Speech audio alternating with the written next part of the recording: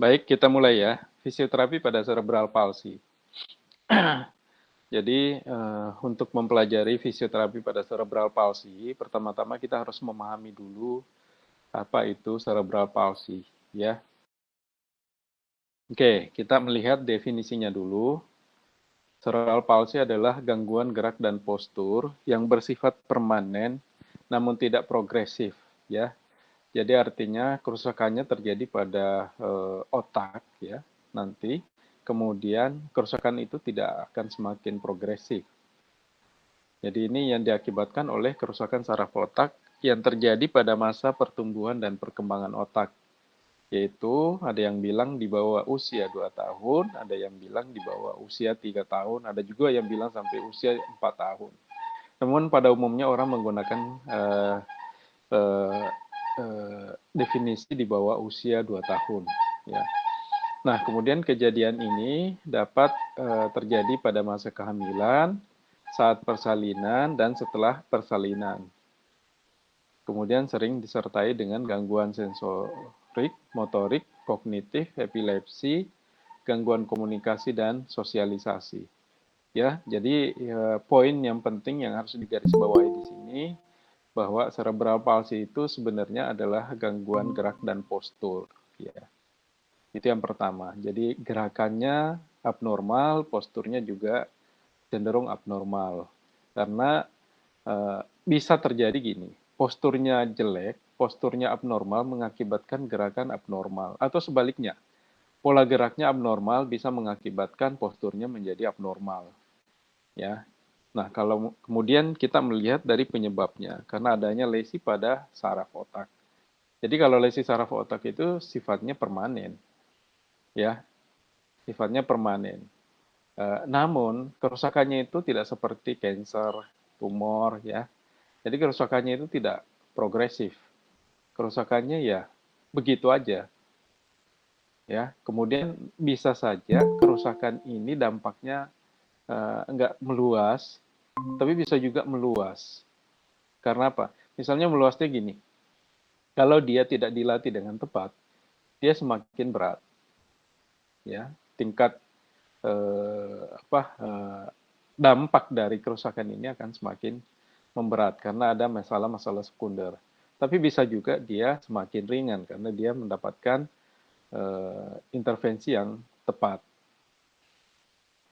Nah, kemudian hal lain yang harus digarisbawahi di sini adalah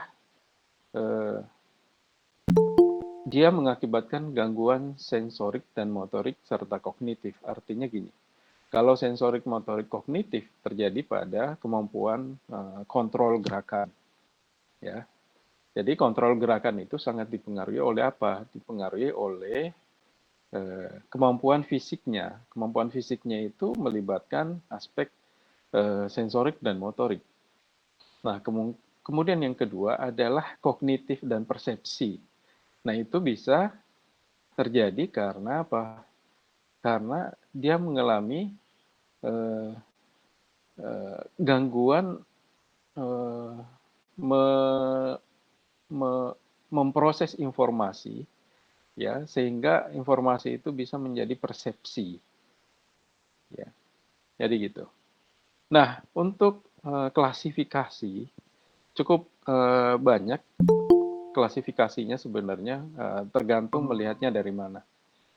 Jadi ada yang menyampaikan bahwa CP itu berdasarkan tonusnya dibagi 3. Ada yang hypertone, ada hypo, ada athetoid. Athetoid ini adalah mix, ya, hyper, hypo, atau normal, ya. Kemudian ada juga berdasarkan gerakannya. Melihat kemampuan geraknya, kita bisa klasifikasikan dia kategorinya spastik, ya, ada dyskinetik, ada ataksik, ada mixed, ya. Gitu. Kemudian berdasarkan distribusi tonusnya, ada hemiplegia, ada diplegia, ya, ada quadriplegia kena semuanya, ada monoplegia, ya, ada juga menambahkan triplegia, kena 3 anggota gerak.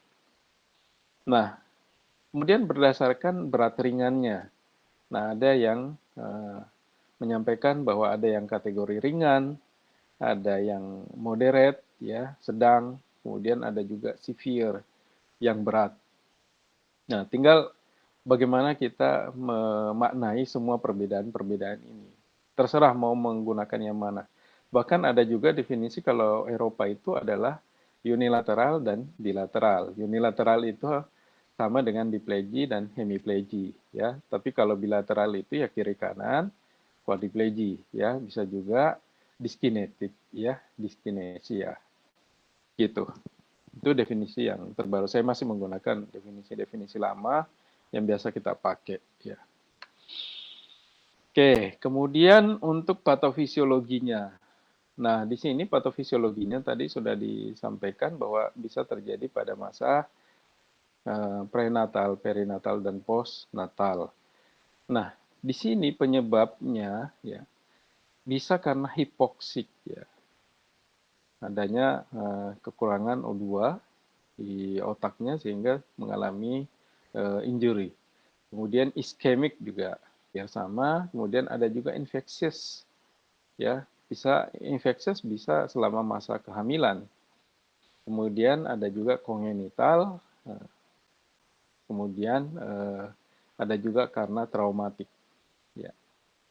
Nah, untuk kontributor lainnya biasanya adalah karena prematur, ya, kelahiran prematur. Jadi umurnya, misalnya umur prematurnya berapa, 7 bulan, 8 bulan, itu biasanya menyisakan masalah atau mengakibatkan risiko gangguan perkembangan.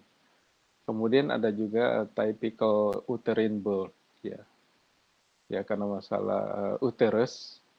Kemudian ada juga karena kelahiran kembar, multiple birth. Kemudian ada juga karena faktor genetik. Nah, untuk patobiologi tergantung pada nature-nya, ya.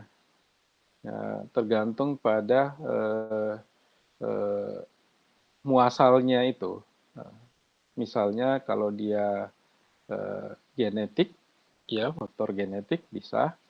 Kemudian bisa juga karena waktunya, waktu terkenanya kapan, ya. Kemudian lokasi kerusakannya di mana, itu. Jadi patobiologinya itu. Yang jelas gini, yang paling banyak harus diperhatikan adalah lokasinya dan luasnya, ya, kerusakan itu. Dan kapan terjadinya, itu yang penting harus kita ketahui. Apakah terjadinya pada masa kehamilan, pada saat lahir, atau setelah lahir. Karena itu juga bisa menentukan berat ringannya.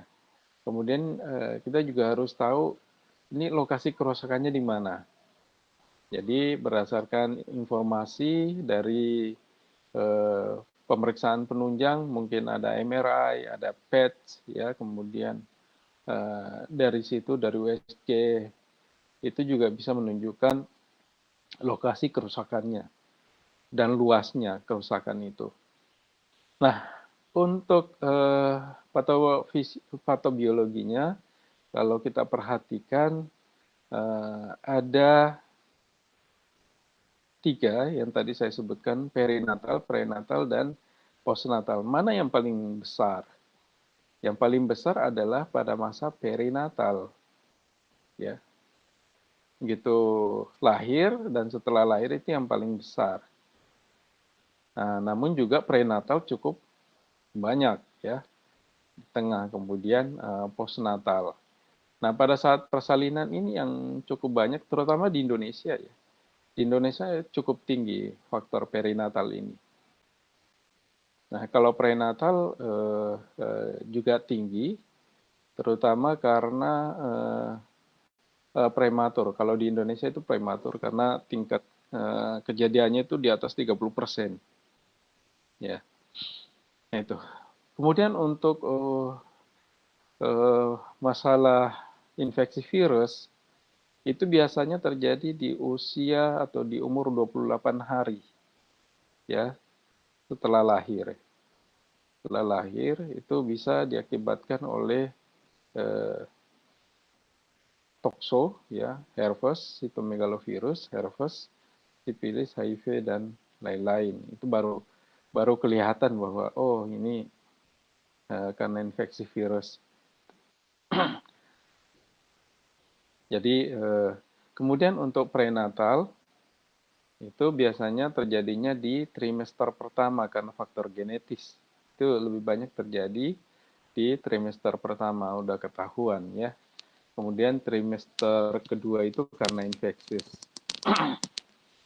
Nah, selanjutnya untuk patologi brain dari 154 anak yang sudah diteliti, ya ternyata ditemukan adanya injury pada periventricular itu sekitar 31%, ya.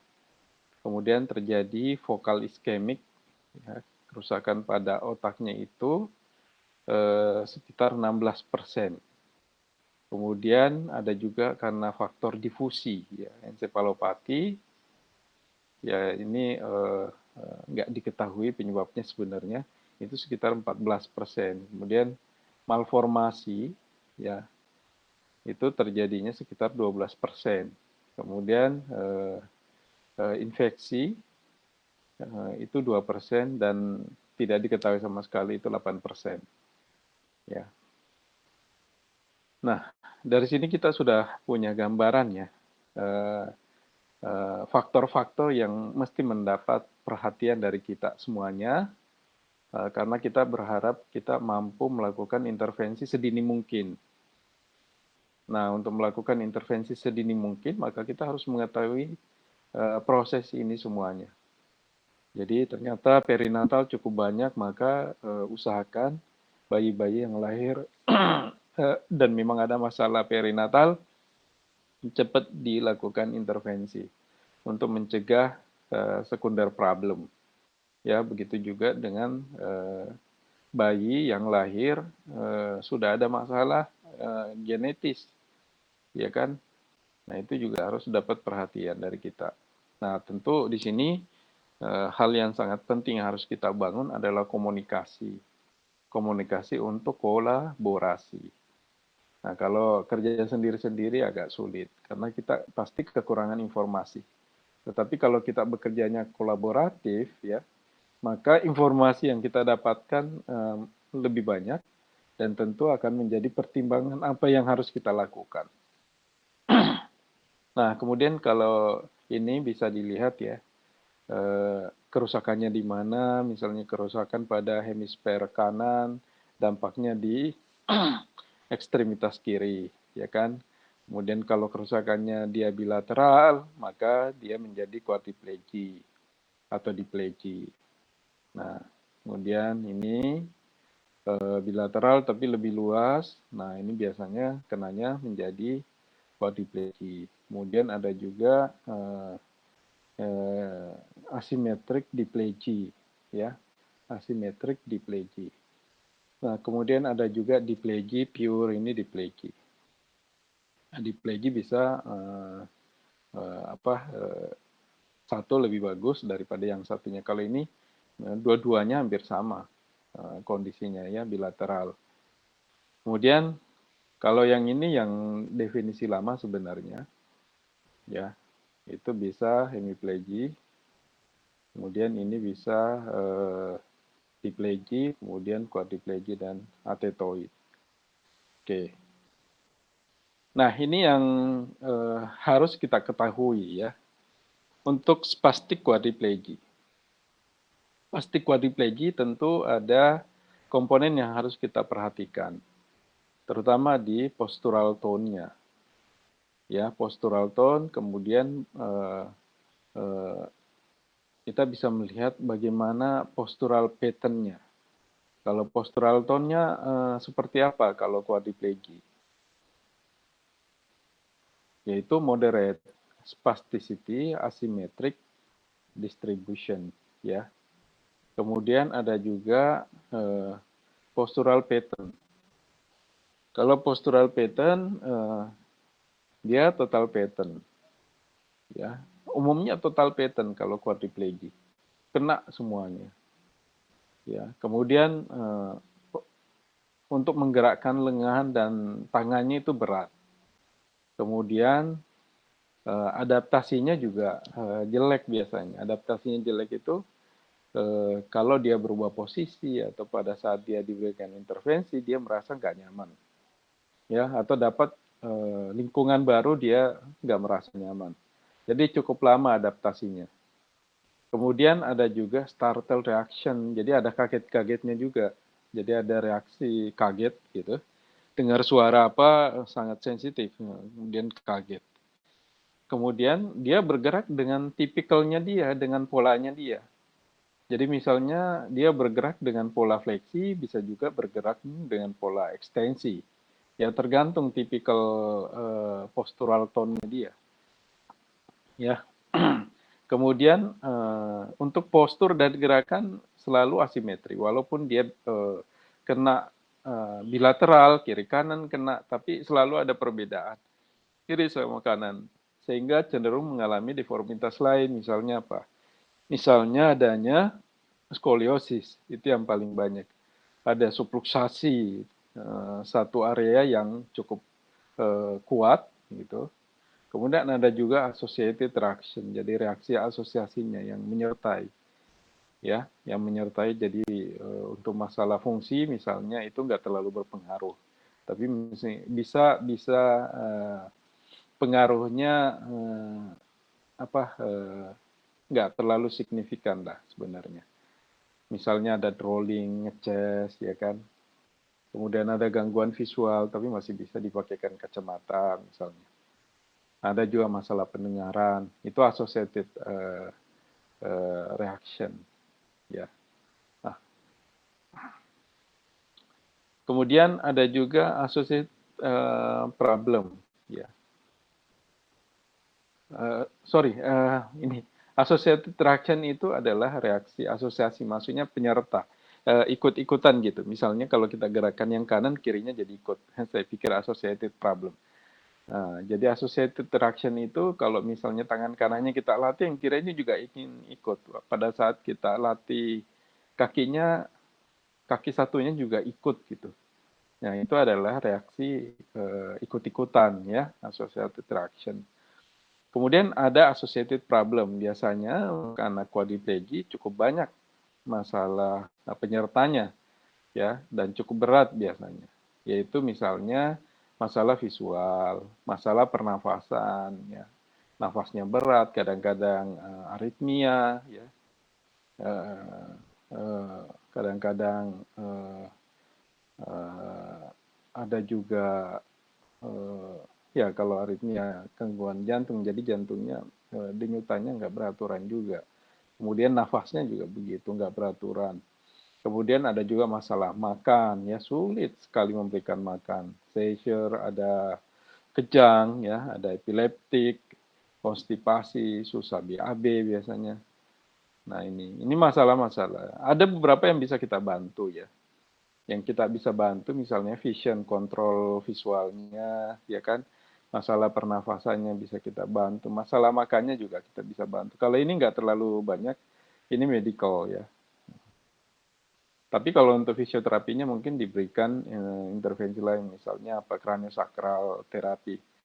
Tapi itu evidence base-nya belum terlalu banyak ya. Nah, tapi yang jelas ada evidence base yang menyatakan bisa mengurangi epileptik atau seizure. Konstipasi ya, konstipasi bisa kita latih ya.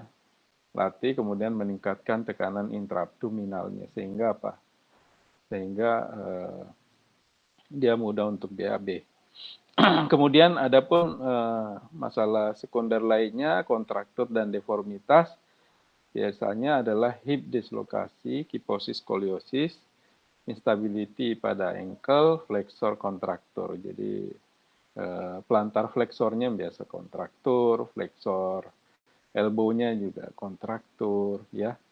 Jadi akhirnya memang ini kondisi yang harus mendapatkan bantuan total ya dari kita karena ketidakmampuannya.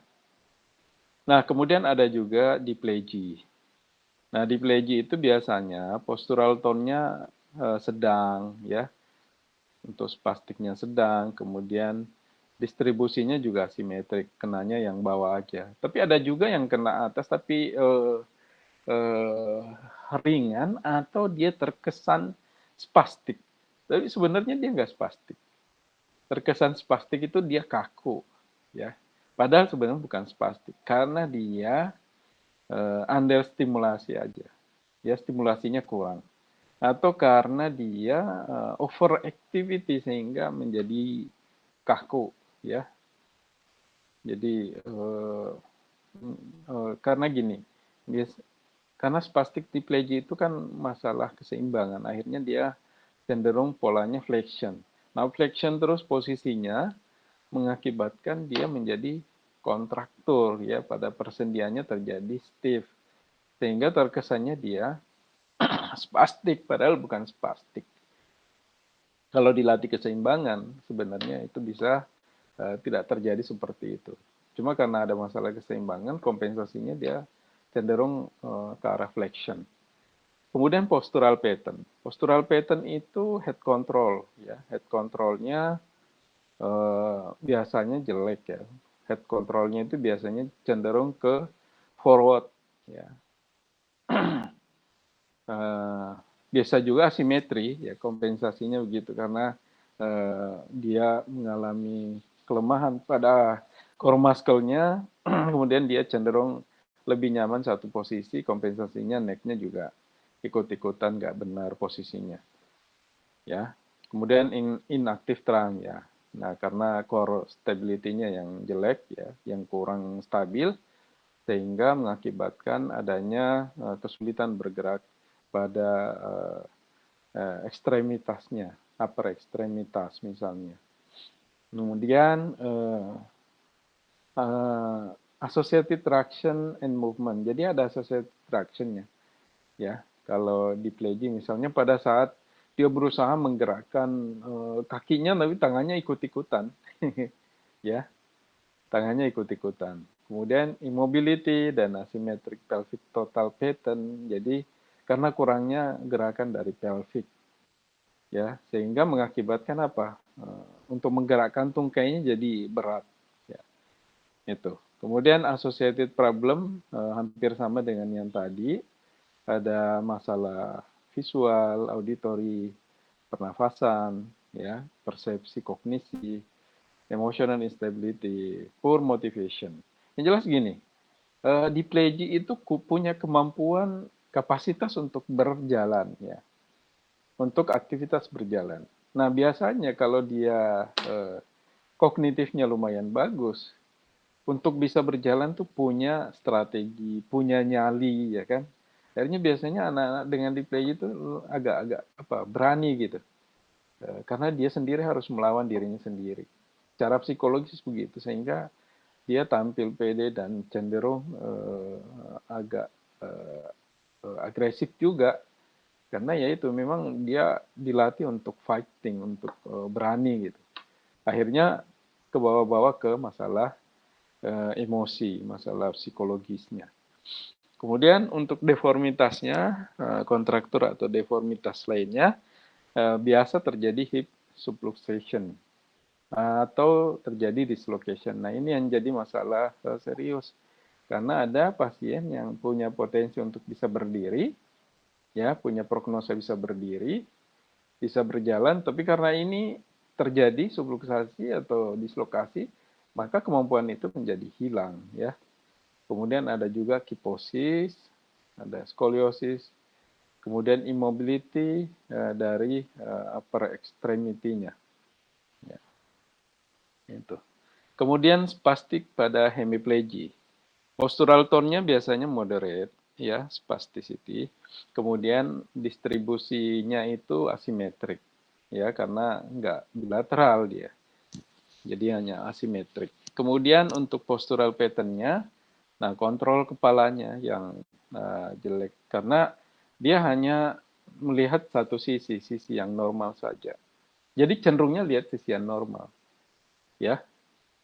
Jadi dia hanya kalau dia nggak berlatih, nggak terlatih, maka nggak berkembang kemampuan persepsinya dia.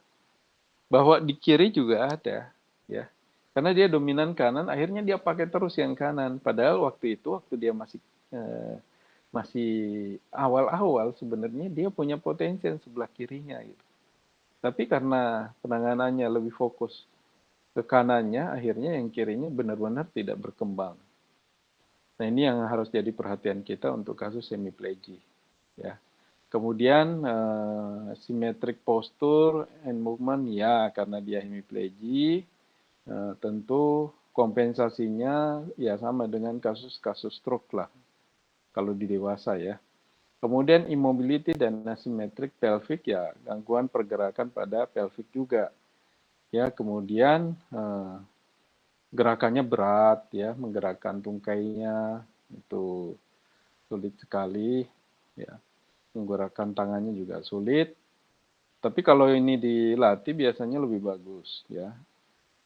Nah, cuma jangan sampai dia dilatih kemudian berkembang emotional problem ya, jangan sampai dia bergerak karena emosinya.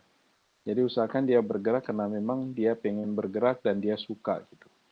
Ini yang biasa fisioterapis agak lengah ya, sehingga memang bisa berjalan tapi pola jalannya menjadi abnormal banyak ya, abnormalnya kelihatan banget. Tapi kalau misalnya pendekatan kita baik ke anaknya, persuasif, nah biasanya anaknya lebih mudah untuk kita koreksi, bisa interaksi sama anaknya. Nah, untuk kontraktur dan deformitas, di sini ada hip subluxasi dan dislokasi, kiposis, skoliosis, immobility, upper extremity. Ya, cukup banyak risiko dari hemiplegia ini, ya. Karena yang sulit itu sebenarnya hemiplegia karena dia tidak terbiasa menggunakan sisi abnormalnya. Jadi dia hanya fokus mengembangkan sisi normalnya, sehingga abnormalnya jadi terabaikan. Padahal sebenarnya untuk melatih abnormal sehingga mampu berfungsi itu lebih mudah ketika masih awal-awal. Karena jangan sampai terjadi deformitas di awal-awal itu. Karena udah terlanjur deformitas, maka sulit untuk menggerakkannya. Ya. Kemudian atetosis. Jadi mix ya. Untuk postural tone-nya dia fluktuatif. Kadang hyper, kadang hypo, ada normal ke hypo, ada normal ke hyper ya. Itu variasinya. Jadi cukup merepotkan kalau melatih anak tersebut. Nah, memang akhirnya kita mengharapkan agar anaknya memang kognitifnya bagus sehingga dia bisa belajar fungsional terus. Yang dibutuhkan dari anak dengan atetoid ini adalah kemampuan dia untuk mengontrol gerakannya ya. Karena memang ciri khasnya dengan fluctuative tone itu gerakannya jadi tidak bertahap, ya tidak smooth. Ya. Ada yang namanya ini grading movement. Jadi gerakan bertahapnya itu tidak sekuensis ya, tidak berurutan. Jadi dia ngacak. Nah, itu yang harus kita kontrol, tapi melibatkan anaknya. Jangan sampai anaknya nggak terlibat di dalam gerakan itu. Artinya si anak itu harus punya kemampuan kognitif yang bagus, motor kontrol yang bagus ya. Kemudian involuntary movement, nah ini yang saya bilang tadi, involuntary movement ya pasti karena fluktuatif tone, ya involuntary movementnya macam-macam. Ada intermittent, ada yang mobile, kaku sekali, ada yang localized contraction gitu, ya terlokalisir, dan ada yang intermittent. Nah, untuk postural pattern-nya, kontrol kepala, ya kontrol kepalanya. Dia kalau mau menggerakkan tangan kanannya, dia nengok kiri dulu biasanya. Jadi dia nggak bisa ngontrol kepalanya, ya. Jadi bisa nggak dia eye hand gitu. Dia lihat tangannya yang bergerak. Itu penting. Kemudian total pattern. Jadi dia kena semuanya atetoid itu. Nah, kemudian total pattern itu karena memang kerusakannya terletaknya di basal ganglia ya. Basal ganglia yaitu kemampuan mengontrol gerakan dan emosi ya. Nah, emosinya juga jadi labil biasanya. Kemudian ada symmetric posture dan movement ya. posturnya abnormal, gerakannya abnormal, nggak ada grading, ya, nggak ada grading, jadi gerakannya tidak bertahap, tidak ada selective movement atau kurangnya selective movement. Mau menggerakkan tangan kanan aja dia harus gerakan semuanya, ya. Ada associated reaction gitu yang kuat. Kemudian ada sudden jerking movement, ya, sudden and jerking movement. Jadi tiba-tiba gerakannya menyentak gitu. Nah, kemudian associated problemnya emosional fluktuatif juga, ya, tadi saya sudah katakan emotional problem. Kemudian visualnya juga bermasalah karena dia kurang koordinasi. Pernafasannya juga begitu, pada saat berbicara misalnya, dia mengeluarkan suaranya sambil tarik nafas. Ya, gitu. Jadi agak susah mengaturnya. Oromotornya, koordinasi oromotornya juga pasti terganggu. Nah, untuk deformitas dan kontraktur, ya, itu ada hip dislokasi, skoliosis, ada kontraktur bisa terjadi pada hamstringnya misalnya, ya. Ini belum ditulis. Tapi hip dislokasi yang berisiko. Biasanya ini kalau kita terlalu banyak pasif, nah itu bisa berisiko. Atau pada saat memakaikan celana oleh keluarganya, biasanya posisinya salah, maka terjadi dislokasi. Atau memberikan latihan maksa, latihan berdiri, itu bisa hip dislokasi. Yang nggak mau dipaksa, akhirnya terjadi hip dislokasi. Jadi cukup hati-hatilah menangani kasus atetoid ini. Nah, untuk ataksia, postural tone-nya itu selalu dibawa dari normal, ya. Jadi suka juga involuntary, ya. Nah, kemudian ini terkait dengan koaktivasi, terutama di abdominal core muscle-nya. Jadi memang dia hypo di situ. Kemudian ataksi komponen itu ciri khasnya, ya, dia ada titubasi, ya, geleng-geleng gitu. Ada truncal sway, jadi badannya agak miring ke kanan, kadang ke kiri, karena lemah. Kemudian ada tremor, nah, tremornya juga suka muncul. Kemudian ada dismetria. Dismetria itu dia pada saat mau ngambil apa-apa gerakannya terlalu berlebihan, ya, hyper atau hypo, nggak nyampai, ya kan. Kemudian yang jelas keseimbangan pada saat melakukan aktivitas, keseimbangan dan koordinasi, ya, itu pasti terganggu. Makanya kita harus lebih banyak melatih kontrol gerakan. Maka kalau kontrol gerakan kita mau perbaiki, ya dengan memberikan latihan stabilisasi. Kemudian ada juga postural pattern. Postural pattern-nya ya pada core muscle-nya atau atau terjadi mass pattern, terutama pada abdominal core muscle tadi. Kemudian hampir sama dengan atetoid, ya, non-grading dan non-selective movement, ya. Jerking movement-nya tiba-tiba menyentak juga, kemudian hand function-nya juga jelek biasanya. Nah, untuk associated problem ada gangguan visual, gangguan pernafasan, oromotor, dan bicara. Kemudian ada lagi kontraktur deformitasnya, yaitu lebih banyak ankle instability, ya, yang nggak bisa kontrol ankle-nya. Nah, yang jelas ada lagi yang lain emotional problem, ya. Associated problem di sini tidak menyebutkan emotional problem, dia emosinya juga nggak stabil, ya. Kemudian untuk asuhan fisioterapinya, ini beberapa hal yang harus dilakukan. Mungkin kalau kita bicarakan di sini panjang sekali, tapi saya gambarkan aja, singkat aja, ya.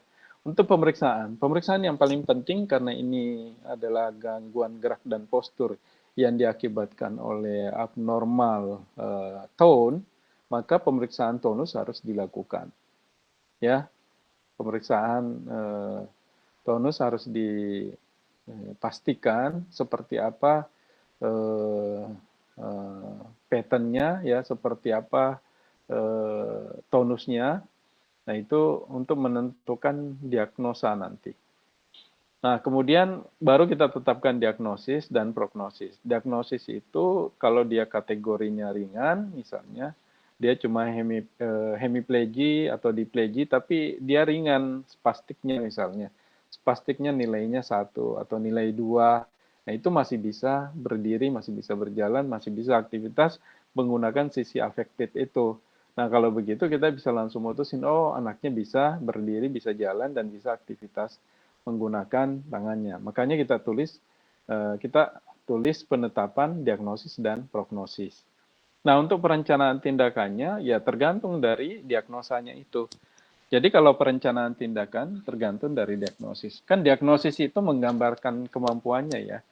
Menggambarkan kemampuannya, penyebab ketidakmampuannya itu apa, kemudian dari situ nanti kita sudah bisa merencanakan tindakan. Misalnya dia belum bisa duduk ya, gangguan aktivitas duduk karena adanya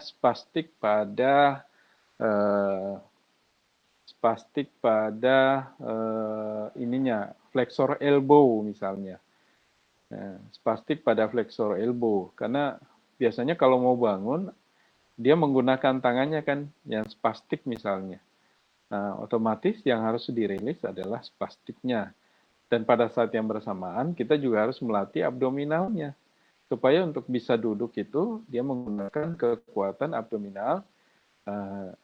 Kemudian dia bisa menggunakan bantuan tangan lengannya seoptimalnya dia. Artinya kalau nilai 1 dia masih bisa gitu. Ya, nilai 1 atau nilai 2 itu masih beda. Cuma kecepatannya yang berbeda. Tapi kalau dia latihan-latihan, nilai spastiknya bisa menurun gitu. Tadi misalnya kalau kita periksa di tonusnya dia nilai Ashworth-nya 2. Kalau kita latih terus bisa nilai 1, ya kan? Nah, itu baru bisa membuat rencana tindakan melatih dia ke duduk. Begitu juga dengan pelaksanaan tindakan. Pelaksanaan tindakan harus berorientasi kepada fungsional yang sudah kita tetapkan di sini. Karena di sini kan menggambarkan fungsional. Kalau fungsionalnya adalah duduk, ya kita bisa melatih dia duduk. Jadi gini, melatih duduk itu bukan berarti kita melatih cara duduk. Ya, melatih duduk itu bisa saja kita perbaiki dulu spastiknya, nilai spastiknya dari 2 menjadi 1 misalnya. Melatih duduk itu kita mengajarkan melatih kekuatan abdominalnya dulu ya, belum latihan duduk. Melatih duduk itu artinya kita melatih kontrol hipnya misalnya. Jadi nggak mesti latihan duduk, melatih duduk itu. Nah, pada akhirnya tetap kita melatih fungsional duduk. Tapi untuk keduduknya itu, komponen-komponen tadi yang mendukung dia punya kemampuan duduk, itu harus dilatih. Ya. Kemudian setelah itu harus ada evaluasi. Evaluasinya seperti apa? Evaluasi kemampuan duduknya aja. Ya. Jadi alat ukurnya adalah keseimbangan duduknya. Alat ukurnya adalah cara duduknya, itu yang dinilai. Jadi evaluasi itu bukan kekuatan ototnya, ya, bukan spastiknya, bukan komponen-komponen kecil itu, bukan. Evaluasi itu fungsinya yang dievaluasi. Nah, tapi memang komponen-komponen kecil bisa melengkapi. Ya, jadi bukan bukan jangan sampai kita hanya menilai spastiknya sudah berkurang, kemudian kekuatan ototnya semakin bertambah. Nggak begitu. Itu bukan evaluasi. Ya, evaluasi itu artinya apa? Fungsinya sudah lebih meningkat. Kalau fungsinya meningkat, maka komponen-komponen lain yang kita periksa tadi, misalnya kekuatan otot, nilai spastik misalnya, tonusnya, kemudian visualnya, kognitifnya, itu semuanya pasti ikut naik kalau fungsional duduknya sudah menjadi lebih baik, ya kan? Gitu. Jadi itu makna dari evaluasi pada asuhan fisioterapi. Oke, saya kira itu yang bisa saya sampaikan. Saya kembalikan ke Putu.